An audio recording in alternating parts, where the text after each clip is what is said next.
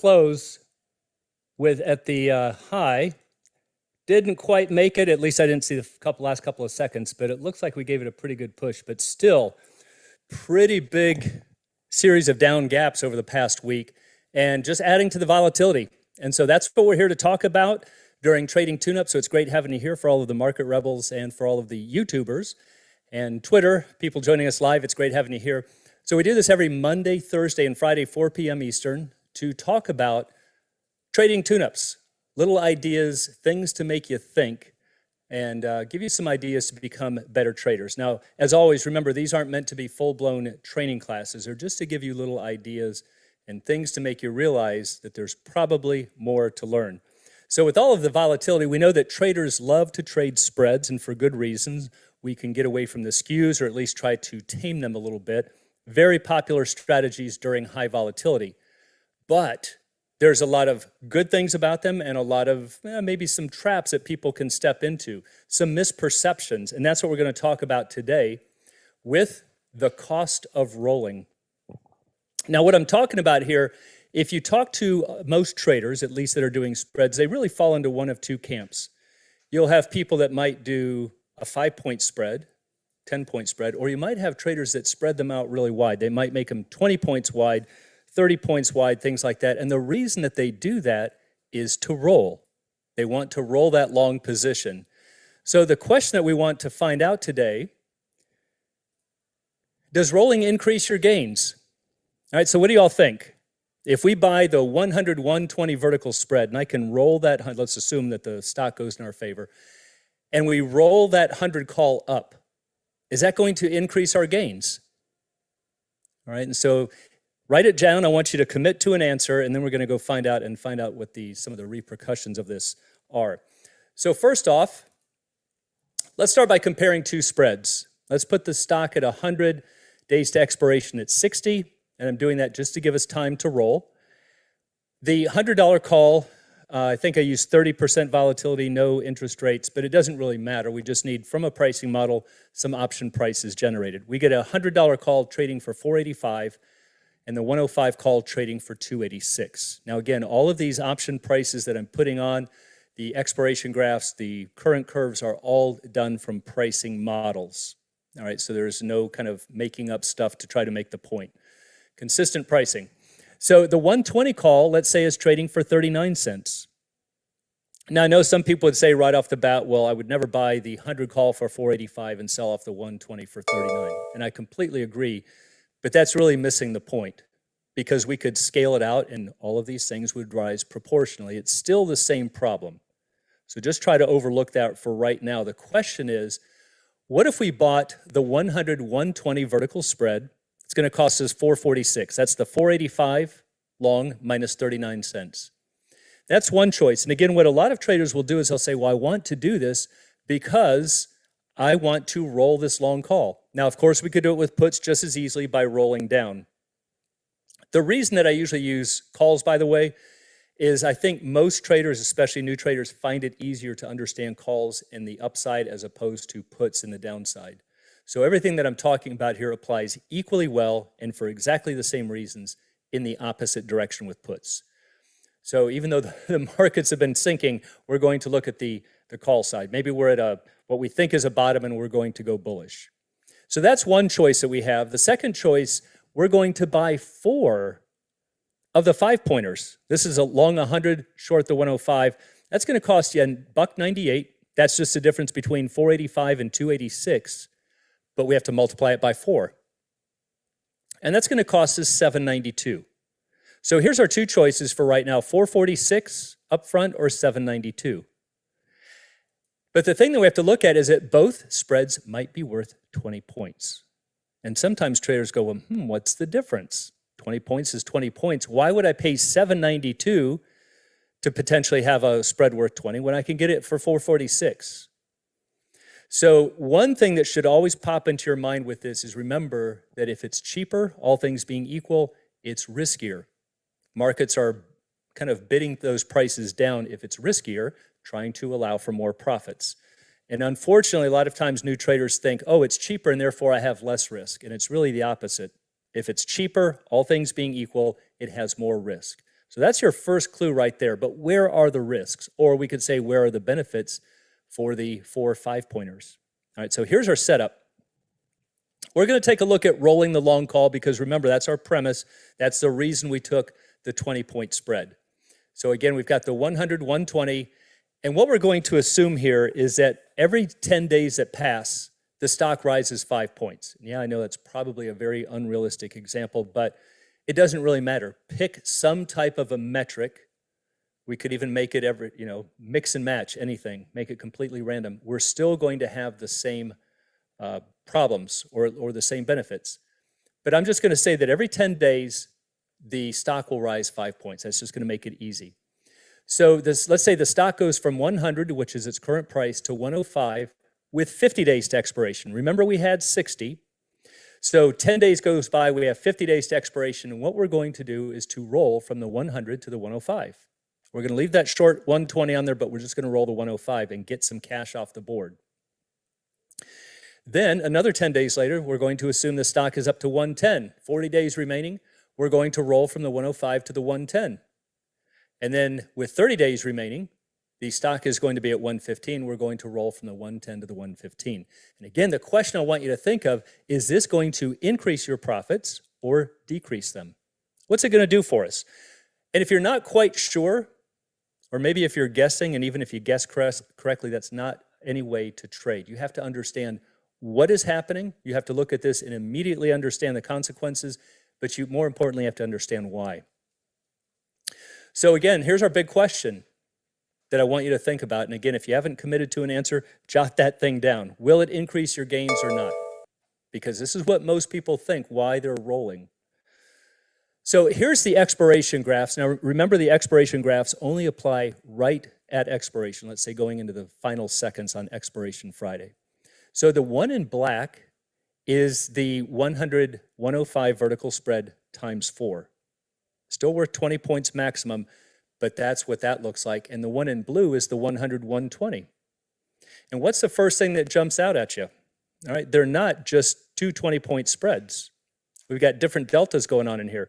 So here was the price of the one in black. This was the 4 5-pointers. Cost us $7.92. We could therefore have a max gain of $12.08. That's just 20 points minus $7.92. The first spread that we were looking at, leaning towards, is 446, and it could therefore have a max gain of $15.54. But the thing that traders overlook is look at the deltas. When you have 4 5-pointers, you've got 400 deltas through here. Look at the acceleration as opposed to the 20-point that's only done once. That's one of the big things that they miss. So we have this big area right in here where the black curve, our 5-pointers, outperform the 20-pointer. And that's, again, because we have more deltas. But take a look.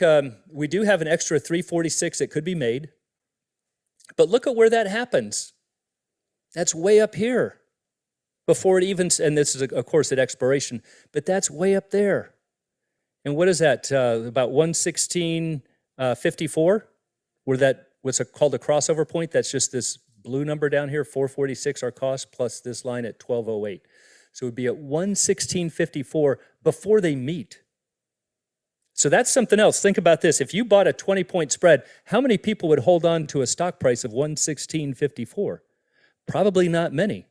And yet that's the only place, at least as you get closer to expiration, where the benefits are going to show. And those benefits, another 346. Also, as I talked about in the Q&A last night, we get some gamma problems up here. You're going to be much closer to this at the money. You've got some very, very high gammas. That's a completely different risk that we haven't talked about. But that would be another reason for saying this might not be the best place to be. But look at how quickly this one in black, our 4 5-pointers, comes into play. So that's the first thing. Now, what we want to do is to overlay a current curve. All right, so when we did our first roll, remember we assumed that 10 days have passed, stocks up from 100 to 105. This is our 20-point spread. And what did we do? All right, we've raised the bottom. That's the main reason for rolling, right? We don't have the maximum loss down here on the blue anymore. We've lifted it up to the red. We still have a potential loss. We are below zero, but it's not as big of a loss. That's the main reason for doing the roll. It's a hedge. And of course, we're starting to get pretty close to our max gain up here. What happens on the second roll? This is with the stock at 110. 20 days have passed, we go to here. Third roll was the stock at 115 with 30 days passing, and look at that. So what's happening? You're not increasing your rewards, you're decreasing them. You're making it more stable. That green line is almost straight. Okay, so we're making it less risky, which is fine, and rolling is fine. I'm a big fan of rolling, but you have to do it for the right reasons. So the reason that you roll here is to reduce the risk. That's assuming that things have moved in your favor. But now look at how much you're giving up. So you're taking a little bit what you might think of as less risk because you're spending less. You are hoping, not a good strategy, that the stock moves in your favor. And if it does, keyword if, you're drastically reducing the amount you can make. And this is a cost of rolling that everybody overlooks. Also keep in mind, look at the spread in black. Still outperforming for the vast majority of these spaces, certainly up here at about 105. And what's more likely for the stock to go to 105 or 110 or 115 or 120? Far more likely to go to 105, which is why we had to pay more for the 4 or 5 pointers. It is far more likely that we're going to see some gains even though we don't have the ability to roll.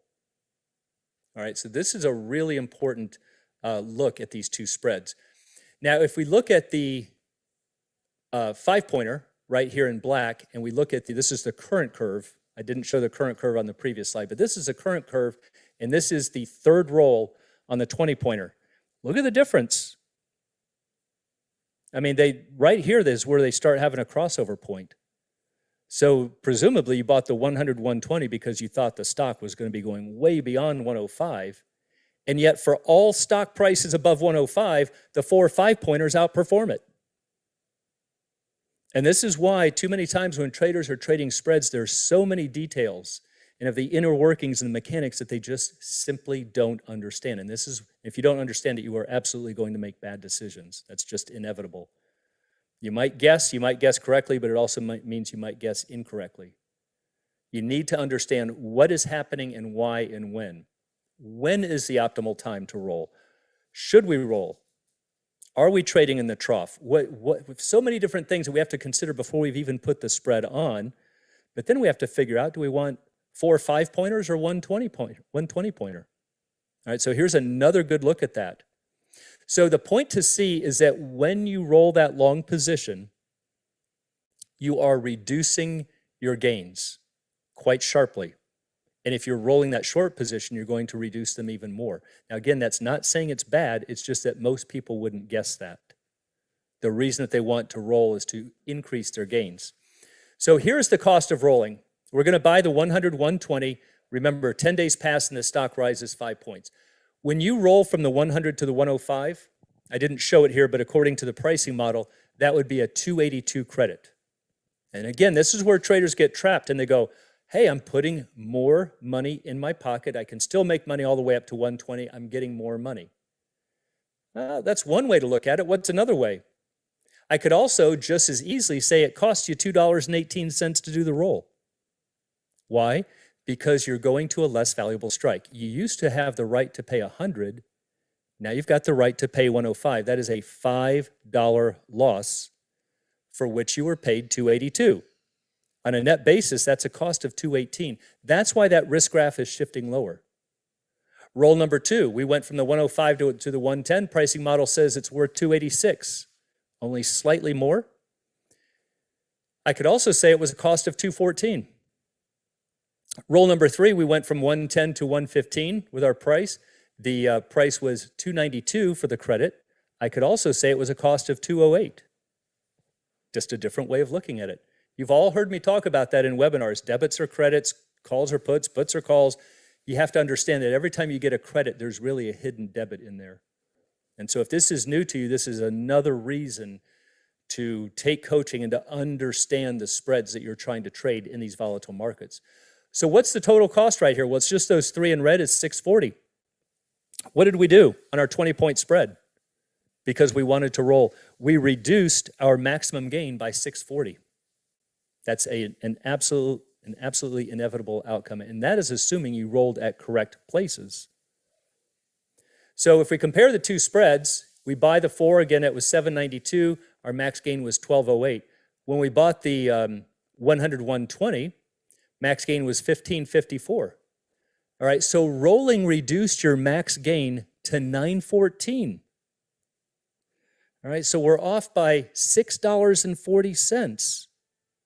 So again, that's not bad, but take a look at what we had to do, and that was also assuming we were right. We needed this big, fast, aggressive move to even get to these levels.